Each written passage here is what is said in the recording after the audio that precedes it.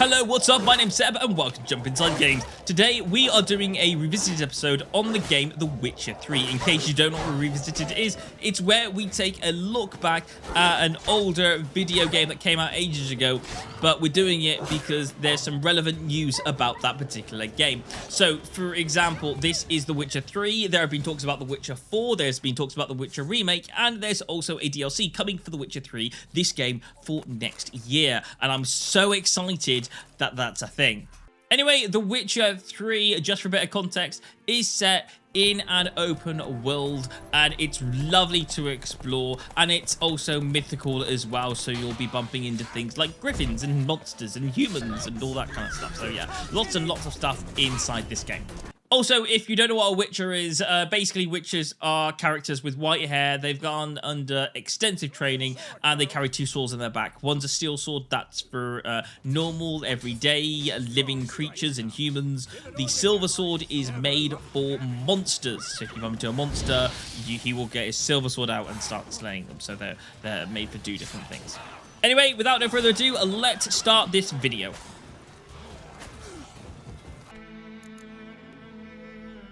Haven't done anything to you, so just calm down.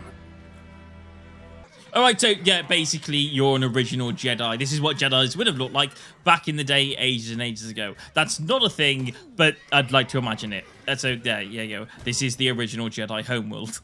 Anyway, this world is very, very big and Geralt's very, very slow, so it does help to have Roach, the horse, which you named after a character from the previous game. If you've never played that game, this is completely pointless information to you. Oh, by the way, when I was recording this, I accidentally put the microphone over the bottom right-hand side of the screen, so I couldn't see anything in the bottom right-hand corner, so I didn't know how to dismount my horse when I needed to dismount, which may have caused an issue when I was fighting a pack of wolves. Anyway, this part of the game is where you're hunting down for someone called Yennefer. She's a love interest of The Witcher, and this guy knows where Yennefer is, and he's making you a deal. He says, if you slay the griffin because you're a monster slayer, I will tell you where she is because I know the location. So you say, yeah, sure, why not? I'll slay the griffin. You tell me where she is. So that's the deal you're making. But this game isn't about making a good decision or a bad decision. It's about making a decision that's the lesser of two evils. And honestly, I hate some of the decisions that you have to make inside this game because these guys have a location, so you have to take out the male griffin to find this piece of information out. However, the reason that you're taking out the male griffin is because the male griffin is mad, and the reason he's mad and he's taking everyone down is because his female lover died on top of this mountain. The reason that the female griffin has died is because these people that have told you to take out the male griffin, they killed the female. Female. Larvae in her wounds have already hatched. Been dead at least a week. Other griffin must be a male. It's a male. Had its nest in the Vulpine Woods. The Nilfgaardians burned the woods down, killed its mate, smashed their eggs. Thought they'd fixed things. It's always the same. Instead of sending for a professional, they try to do it themselves, only end up making matters worse. But anyway, that's not really a decision. You're going to have to take out that griffin either way. Now, a real decision that you'll be making at the beginning of this game, and to give you a bit of more context about choosing the lesser evil, is this part of the story where you are listening to a dwarf story about his shop being burnt down. He's a smith, this is his livelihood, and basically, you know, he wants some punishment. And basically, you can do what he says and help him out. You know, overall, someone's burnt down his shop, so you might as well catch the culprit for him. It's the just thing to do, right? Anyway, having to track him down all the way to his house to find out where he lives, you find out that it's one of the people in the back of this hut. Nasty wound. Run into a drowner? What the fuck do you care? Whoa, our arsonist's a charmer too.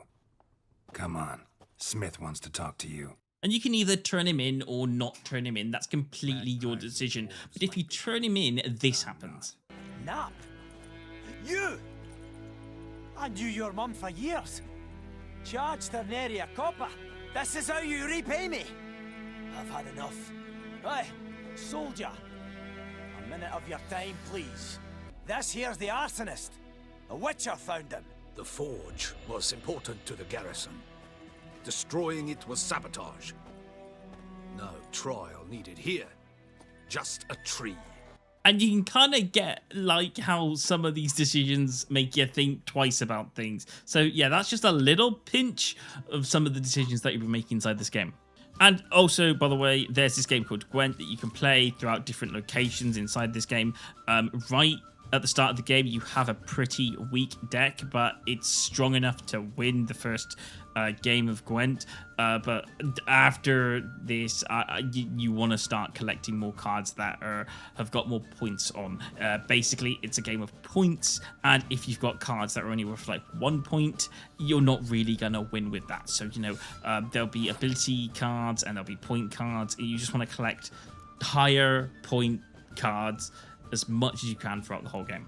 Anyway, outside of that, this is a monster slaying game, so you will be having to slay this griffin at some point. So there you go, there is a griffin fight. I'm not going to show you how this plays out. I'm just going to say, yeah, it's a damn awesome fight. I love it. Anyway, this game has a lot of blood inside of it. It's got some strong language. It's got some strong violence. It's a PEGI 18, so just be aware of that. Anyway, that's the game for you right there. I hope you enjoyed kind of my quick take on this. I really love playing this, and there's a lot of content in this, and a lot of what I've just shown you is basically just the tutorial. Without spoiling too much about this, the tutorial is very much based around finding a character called Jennifer, who you'll find very, very quickly. And then the rest of the story is about finding a character called Siri. And I'm not even going to the spoilers about that. That's just something that you have to find out for yourself. If you want a game that this is mostly like, or something that I find this quite familiar with, that would be, for me, it would be Dragon Age without the companions. I mean, honestly, I love having companions, but sometimes I just want to play a game without companions and just, you know, discover the world for myself. Also, you're not quite a sorcerer, but you do have the ability to pull off a little bit of magic, like using different signs. You have 5 signs in total, and you've got things like casting fire, or casting protection, or casting a force push on your opponents.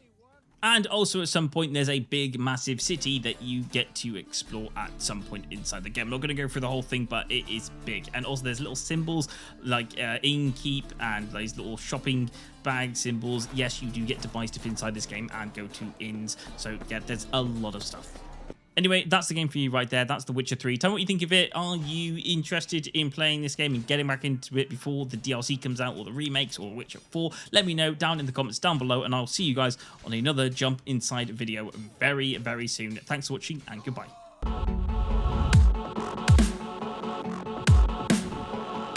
Hey, thank you so much for watching, and I really hope you enjoyed the video. If you did enjoy the video, then please don't forget to give a like and subscribe to the channel.